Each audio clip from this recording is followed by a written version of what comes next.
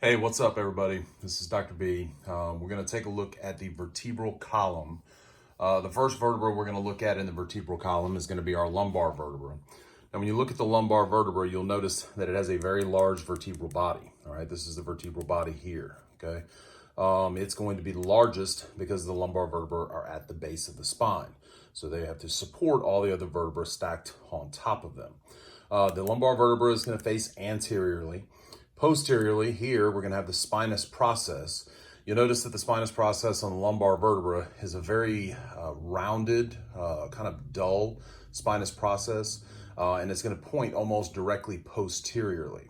All right. Now, in the center of our vertebra, we have the vertebral foramen. Okay, vertebral foramen is where the spinal cord is going to pass through, and on either side, laterally, we have two transverse processes. All right. So these are your transverse processes. This is the spinous process. Spinous process goes posterior, and those are the bumps that you feel when you run your hand down the middle of someone's back. Now, attaching the vertebral body to the posterior vertebral arch are going to be two structures, one right here and one right here. These are the pedicles, right? The pedicles are then going to join up with the lamina, which we have on either side right here, and they will complete the posterior portion of the vertebra, which is the vertebral arch. When we take a look at our thoracic vertebra, you'll notice that the thoracic vertebra, the vertebral body, is going to be considerably smaller than we had with our lumbar vertebra. But you'll also notice that the spinous process is going to be more of a blade shape, and it's pointing almost directly inferior, all right, where we had a more posterior spinous process in the thoracic or in the lumbar vertebra. We have the same structures: vertebral body, spinous process, transverse processes, lamina, and then pedicle. All right. But we also are going to have on the thoracic vertebra an articular facet for our rib. We have 12 thoracic vertebra. We have 12 pair of ribs. So each thoracic vertebra is going to have two facets, one right here at the superior part of the vertebral body and one right here at the superior part of the vertebral body. All right, that's going to be where the ribs come off. The ribs will actually come off and meet up with the transverse processes and come around to attach to the costal cartilages, which is then going to attach them to the sternum. Now, to tell the difference between our lumbar and thoracic, obviously you can look at the size of the vertebral bodies. You can look at the shape and the size of the spinous processes, but you can also look at the thoracic vertebra and you can see that it looks like a giraffe. All right, here's the little horns, here's the giraffe's ears, long neck. So when you think of thoracic vertebra, you can think that it looks kind of like a giraffe. Now, as we move into the cervical vertebra, you're going to see that we have three different types of cervical vertebra. All right. The cervical vertebra are going to be our typical cervical vertebra, which we have right here.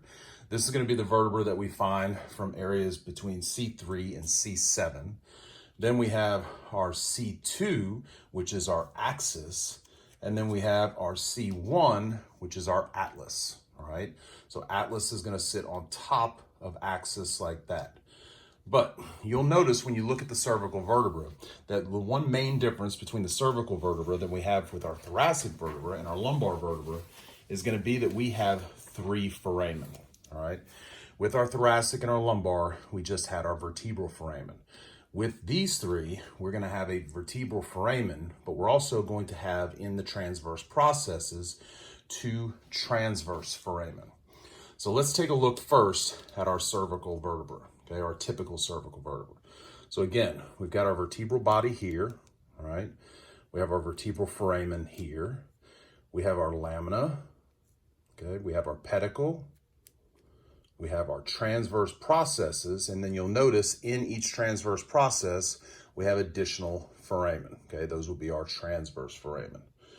Now, you'll also take notice that the spinous process on most of our cervical vertebra is going to be bifurcated, okay, which means it has two different points.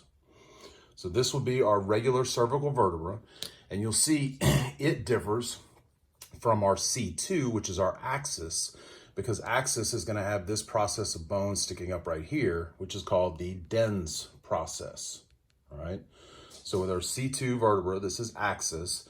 We have the dens process. We have our spinous process. We have our transverse foramen on both sides right here. And we have our vertebral foramen. Now, sitting at the very top, we have atlas, all right? And atlas, we have a large vertebral foramen here. Part of the reason why it's so large is because some of that vertebral foramen is going to be occupied by this dens process.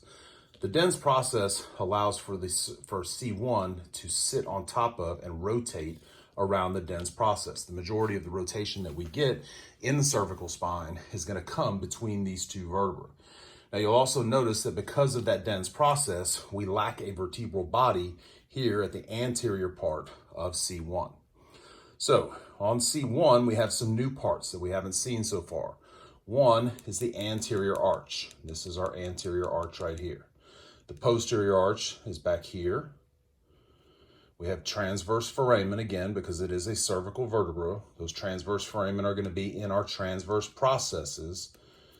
And we're also going to find the articular surface for the dens, okay? Articular surface for the dens are these two flat surfaces here, which are going to articulate with these two flat surfaces right here.